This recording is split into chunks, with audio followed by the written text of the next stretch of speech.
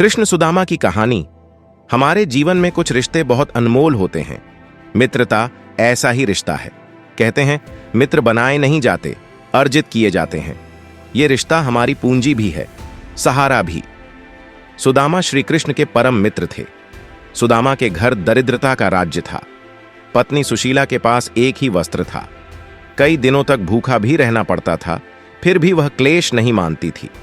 पति से प्रभु कथा सुनती रहती थी। कई बार बालकों को भी खाने को नहीं मिलता था। सुशीला से अपनी संतानों की दुर्दशा नहीं देखी गई। एक दिन वह व्याकुलतावश अपने पति से कहने लगी, एक प्रार्थना करनी है आपसे। आप कथा में कहते हैं कि कन्हैया को अपने मित्रों से बड़ा प्रेम है, तो फिर क्यों ना उससे अपना यह दुख दूर किया जाए। सुदामा, मैं दरिद्र हूं, वहां जाऊंगा तो लोग कहेंगे कि भीख मांगने आया है। मेरा नियम है कि परमात्मा से भी कुछ मांगने नहीं जाऊंगा। सुशीला, मैं तुम्हें मांगने के लिए नहीं भेज रही हूं। वे तो 1000 आंख वाले हैं, अपने आप ही सब कुछ समझ जाएंगे। केवल उनके दर्शन तो कराओ। सुदामा तो घर बैठे ही कृष्ण के दर्शन कर लेते थे, किंतु सोचा कि पत्नी मेरी हर बात मान लेती है तो मुझे भी उसकी यह बात माननी चाहिए। वे पत्नी से कहने लगे, कल्याणी, मित्र से मिलने जा रहा हूं, किंतु खाली हाथ जाने में हमारी शोभा नहीं है। घर में तो कुछ भी नहीं था, सो सुशीला पड़ोसी के घर से 2 मुट्ठी भर तंदुल मांग लाई। सारे के सारे एक चीथड़े में बांधकर भगवान के लिए दे दिए। ऐसी भेंट देने में तुम्हें संकोच तो होगा, किंतु कहना कि भाभी ने यह भेजा है। सुदामा द्वारिका की दिशा में चल दिए। फटी हुई धोती, एक हाथ में लकड़ी और बगल में तंदुल की पोटली थी। सुशीला सोच रही है कि कई दिनों के भूखे मेरे पति वहां तक कैसे पहुंच पाएंगे। मैंने ही उनको जाने के लिए विवश किया, किंतु और कोई उपाय भी तो नहीं था। अपने बालकों की दुर्दशा भी तो देखी नहीं जाती। वह भगवान सूर्य नारायण से प्रार्थना करने लगी, मेरे पति की रक्षा करना। सुदामा पौष शुक्ल सप्तमी के दिन द्वारिका गए। अतिशय ठंड के कारण शरीर कांप रहा था। 7 दिनों के भूखे थे। 2 मील चलते ही थक गए।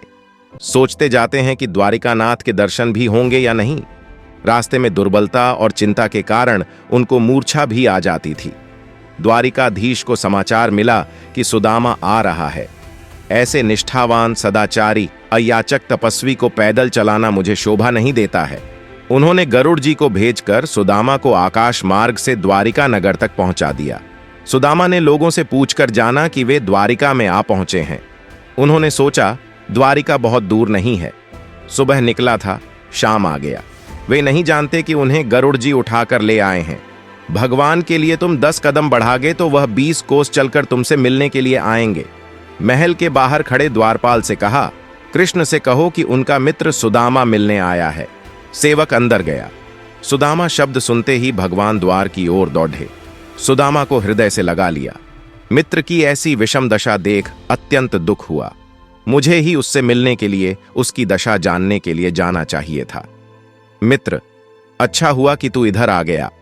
रुक्मिणी चरण धोने के लिए जल ला रही थी कि कृष्ण ने अपने अएजल से सुदामा के चरण धो दिए। नरोत्तम कवि लिखते हैं, देखी सुदामा की दीन दशा, करुणा करके करुणानिध रोए। पानी परात को हाथ छयो नहीं, नैनन के जलसों पग धोए। स्नान भोजन के बाद सुदामा को पलंग पर बिठाकर कृष्ण उनकी चरण सेवा करने लगे। गुरुकुल के दिनों की बात है। दोनों मित्र सिमधा लेने गए थे। मूसलाधार वर्षा होने लगी। उन्होंने एक वृक्ष का आसरा लिया। सुदामा के पास कुछ चने थे जो वे अकेले खाने लगे। आवाज सुनकर कृष्ण ने कहा कि क्या खा रहे हैं, तो सुदामा ने सोचा सच सच कह दूंगा तो कुछ चने कृष्ण को भी देने पड़ेंगे। सो बोले, खाता नहीं हूं, ये तो ठंड के मारे मेरे दांत बज रहे हैं। अकेले खाने वाला ददृढ़ हो जाता है। सुदामा ने अपने परिवार के बारे में तो बताया, पर अपनी ददृढ़ता के बारे में कुछ भी नहीं बताया। कृष्ण बोले, भाभी ने मेरे लिए कुछ तो भेजा होगा। सुदामा संकोचवश पोटली छिपा रहे थे। भगवान मन में हंसते हैं कि उस दिन चने छिपाए थे और आज तंदुल छिपा रहा है। जो मुझे देता नहीं है, मैं भी उसे कुछ नहीं देता, सो मुझे छीनना ही पड़ेगा। उन्होंने तंदुल की पोटली छीन ली और सुदामा के प्रारब्ध कर्मों को क्षीण करने के हेतु तंदुल भक्षण किया। सुदामा को बताए बिना तमाम ऐश्वर्य उसके घर भेज दिया। वीडियो अच्छी लगी हो तो प्लीज चैनल को सब्सक्राइब कीजिए। फिर मिलते हैं ऐसे ही वीडियो के साथ।